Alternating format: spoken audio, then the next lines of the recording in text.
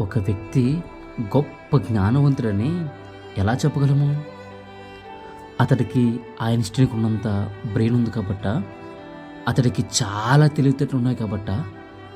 ఎలా అంటే అతని జ్ఞానము తన చుట్టూ ఉన్న 10 మందికి అది ఉపయోగపడినప్పుడు చెప్పగలము కదా!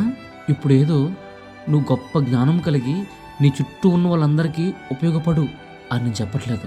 దేవుడేం చెప్పాడో అది చెప్తున్నాను. ఆయనేం చెప్పాడంటే, నీ చుట్టూ ఉన్న వాళ్ళని నువ్వు హృదయపూర్వకంగా ప్రేమిస్తే నువ్వు నిజంగా జ్ఞానవంతుడివే. ఎందుకంటే ఆయన అందరినీ ప్రేమించాడు హృదయపూర్వకంగా. ఆయన జ్ఞానవంతుడే. నువ్వు జ్ఞానవంతుడవు అవ్వాలి అంటే అందరినీ హృదయపూర్వకంగా ప్రేమించాలి.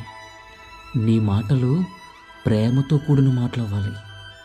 అవి అనేక మందికి ఆదరణ కలిగజేస్తాయి. అప్పుడు నువ్వు జ్ఞానవంతుడివే అవుతావు. అందుకే వాక్యం సెలవిస్తుంది, జ్ఞానమునకు మించిన క్రీస్తు ప్రేమను తెలుసుకొనుటకు తగిన శక్తి గలవారు కావాలని ప్రార్థించుచున్నాను. ఒక వ్యక్తి జ్ఞానవంతుడు అంటే అతడు వారందరినీ ప్రేమిస్తున్నాడని. ఒకవేళ నీకు ప్రేమ లేకుండా ఎంత గొప్ప జ్ఞానం ఉన్నా నువ్వు కొన్ని వేల కోట్లు సంపాదించినా నువ్వు జ్ఞానవంతుడు అవ్వలేవు. అది ఇంకా నిన్ను స్వార్థంలోనికి, అన్యాయస్తుడిగాను లేదా డబ్బు వ్యామోహం కలిగిన వాడిగాను నిన్ను తయారు చేస్తుంది. కానీ జ్ఞానవంతుడిగా నిన్ను ఎవ్వరూ చెప్పుకోరు. ప్రేమే నిన్ను జ్ఞానవంతుని చేస్తుంది.